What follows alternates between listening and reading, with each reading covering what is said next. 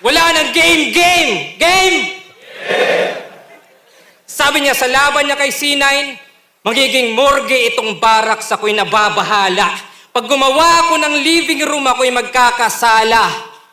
Pag gumawa ka ng living room, ikay magkakasala. Gaga. Pati nagpapanday ng living room, iyong natatapakan. Sir, di lahat ng karpintero makasalanan, Jesus. Tas sabi niya kay Pistol, tumataba tong biggest loser sa paglamon Big Ben. Iyong susi sa tagumpay may karugtong na keychain. Yung keychain, naging kitchen. Well, stop. Stop, look, and chain. Yun ba Bisaya hip-hop? AKA Bishop? Yung writing advanced? Dahil Bishop daw siya, yung rhyming paslan. Goddamn! Sala, kitchen, ibang klase mag-construct. DepEd, teacher ba to o foreman?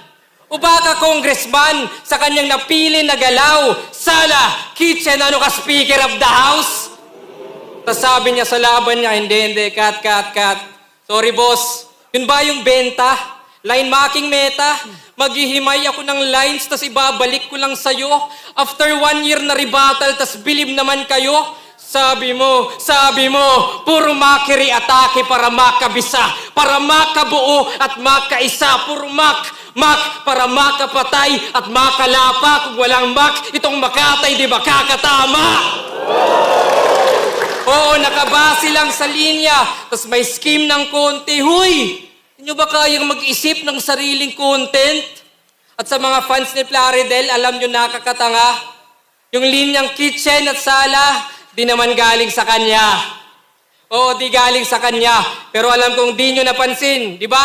Di ba, gawa-gawa ko lang lahat. Manipulado ko, Diyos ko. Oo, peke mga linya, pero punto totoo. Na di ka tumatak, mga iyong binibitaw. At pag pinilit ko yung wordplay, ako'y magtutunog ikaw. Oo, gaw. It's a trap. Tawag dyan, fake mocking. Kaya wag ka nang magulat na kaya kong babuyin mga di mo pa nasulat. Tanyo, di ba ang basic nitong style, kung inyong aalamin, di lang line sa aking minak, pati line mocking na rin.